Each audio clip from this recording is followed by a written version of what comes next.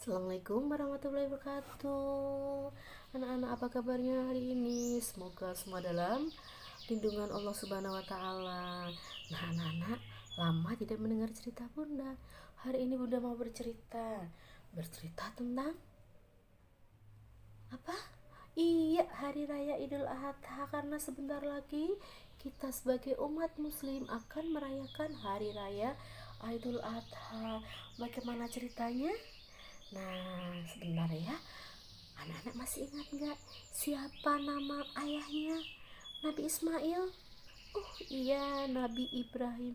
Sedangkan ibunya bernama Siti Hajar. Oke, Bunda ada lagunya. Kita nyanyi dulu ya. Zumi, zumi, zumi, kumpul, kumpul, kumpul, air, air, air di kaki Ismail. Ayahnya Ibrahim, Siti Hajar ibunya, berlari antara Sofa dan Marwah. Hai. Nah, anak-anak, cerita tentang Nabi Ismail. Sebelum Nabi Ismail jadi seorang nabi, begini ceritanya. Beberapa malam, Nabi Ibrahim terlihat gelisah, sedih. Kenapa aku mimpi seperti ini? Kenapa aku bermimpi seperti ini terus? Wahai istriku Siti Hajar, bagaimana aku menyampaikan kepada anakku Ismail? Bagaimana aku harus mengatakan tentang mimpiku itu kepada Ismail putra kita? Lalu, apa jawab Siti Hajar?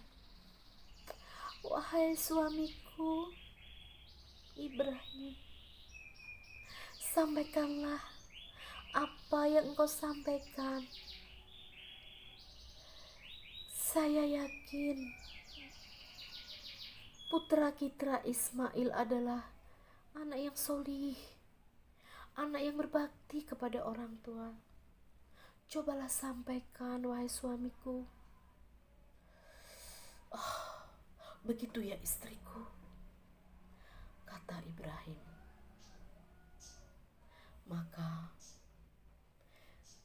didatangilah Ismail oleh ayahnya Ibrahim. Wahai anakku Ismail,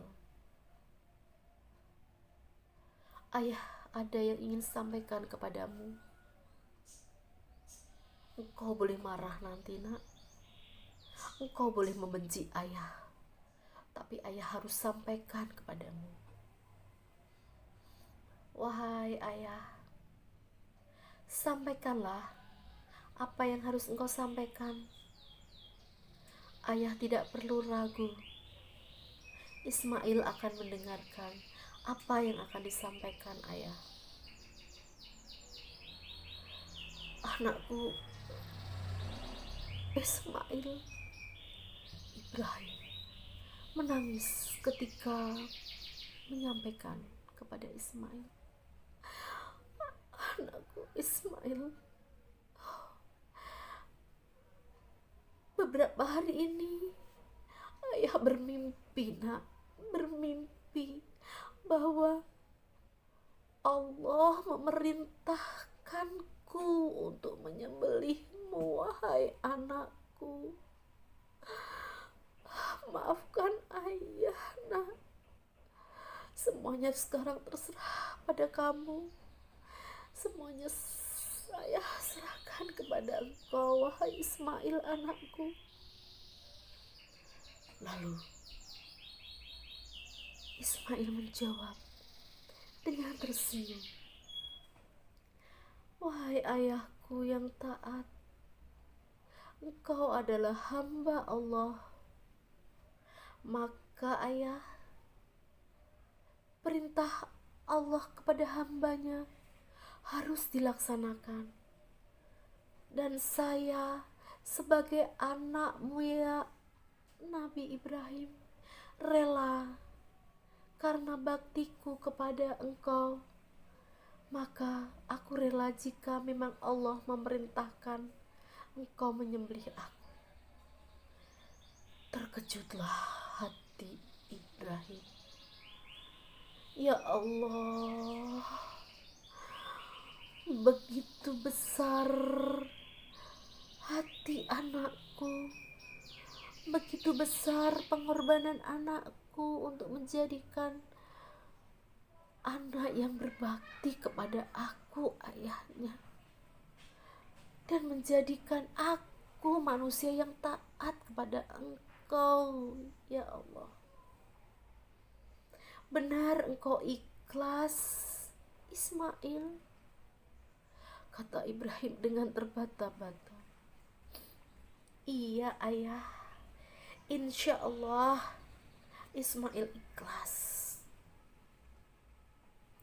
Lalu mereka berdua menyiapkan golok yang untuk menyembelih Ismail. Sreng, sreng, sreng. Ibrahim mengasah golok hingga mengkilat, hingga berkilau, sehingga Siti Hajar tidak tega melihatnya. Dan Siti Hajar ibu Ismail masuk ke dalam rumah. Ya Allah, jika memang ini kehendak-Mu, maka ridhoilah apa yang akan dilakukan suami hamba. Doa seorang istri kepada Allah, doa seorang ibu untuk anaknya. Ya Allah, ampunilah kami semua, terimalah pengorbanan Ismail. Lalu mereka berdua, Ismail dan Ibrahim, berjalan menuju sebuah bukit di mana Ismail akan disembelih oleh ayahnya Ibrahim. Tetapi dalam perjalanan, setan dan iblis tidak mau menerima ketaatan Ibrahim kepada Allah. Setan tidak rela ketika Ibrahim harus tunduk kepada Allah. Maka setan mencari teman, mencari cara agar Ibrahim menggagalkan rencananya. Dalam perjalanannya, setan merubah dirinya menjadi seorang kakek tua. Wahai Ibrahim, apakah engkau rela? Engkau akan menyembelih anakmu. Anakmu cuma satu. Wahai Ibrahim, Allah kejam kepadamu. Engkau harus membunuh anakmu. Apa kata Ibrahim? Wahai kakek tua, maafkan aku, karena aku tidak akan mendengarkan suaramu. Apa yang saya lakukan ini karena perintah dari Allah. Maka mereka berjalan lagi. Setan dan jin tidak berhenti begitu saja. Mereka tetap menggoda Ismail, menggoda hati Ibrahim untuk menggagalkan rencana mereka. Karena Ibrahim dan Ismail tetap tidak bergeming dengan setan, dengan cara-cara setan dan jin, maka setan dan jin menampakkan wajahnya yang sangat mengerikan. Hai kamu Ibrahim, kenapa kamu tetap melaksanakan yang katanya perintah Allahmu itu? Tahu gak bahwa kamu dibohongi, kamu ditipu? Kamu adalah makhluk terkutuknya Allah. Maka jangan ganggu aku dan jangan ganggu anakku yang akan melaksanakan perintah Allah. Maka diambilnya batu-batuan, lalu dilemparkannya kepada setan dan jin itu. Ismail dan Ibrahim mengambil batu-batuan dan dilemparkan kepada setan itu, sehingga setan itu lari ketakutan. Lalu sampailah Nabi Ibrahim di sebuah bukit, dan Ismail berbaring di atas batu yang sangat besar. Laksanakan apa yang sudah diperintah Allah, wahai ayahku. Karena tidak tega melihat anaknya, maka terpejamlah Nabi Ibrahim dengan bertakbir, Allahu Akbar, Allahu Akbar, Allahu Akbar. Darah mengalir. Terbukalah mata Nabi Ibrahim. Terkejutlah dia ketika melihat apa yang di depannya adalah bukan anaknya. Lalu di mana Nabi Ismail? Kenapa seekor domba yang kusembelih? Di mana anakku? Ya Allah, inikah pertanda dari Engkau ya Allah? Ini karena kebesaran-Mu ya Allah. Allah sudah menggantikan tubuh Ismail dengan seekor domba. Karena cintanya Allah kepada umatnya yang taat kepadanya. Karena cintanya Allah kepada anak yang berbakti kepada ayahnya. Maka digantikanlah tubuh Ismail dengan seekor domba. Alhamdulillah ya Allah. Sujud syukur Nabi Ibrahim kepada Allah.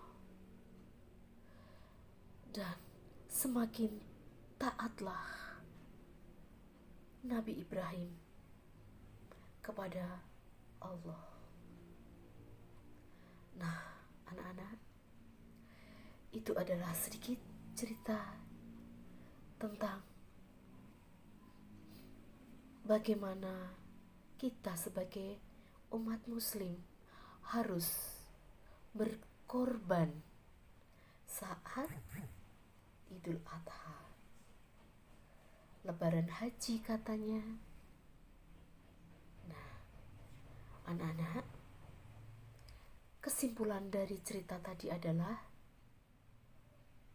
taatnya seorang umat, yaitu Nabi Ibrahim, kepada Allah, dan berbaktinya seorang anak, yaitu Ismail, kepada ayahnya Nabi Ibrahim, dan taatnya seorang istri kepada suaminya dan kepada Allah. Nah, setelah mendengar cerita yang Bunda sampaikan tadi, Bunda ada 2 pertanyaan yang harus dijawab. Pertanyaan pertama adalah, siapakah nama ibunda Nabi Ismail? Pertanyaan kedua, siapakah nama ayah dari Nabi Ismail? Nah, mudah kan? Semoga anak-anak memahami ceritanya dan menjadikan inspirasi buat kita semua, menjadikan tauladan buat kita semua, bagaimana taatnya umat kepada Allah Subhanahu wa Ta'ala dan berbaktinya anak kepada orang tuanya. Demikian, wassalamualaikum warahmatullahi wabarakatuh. Sampai jumpa.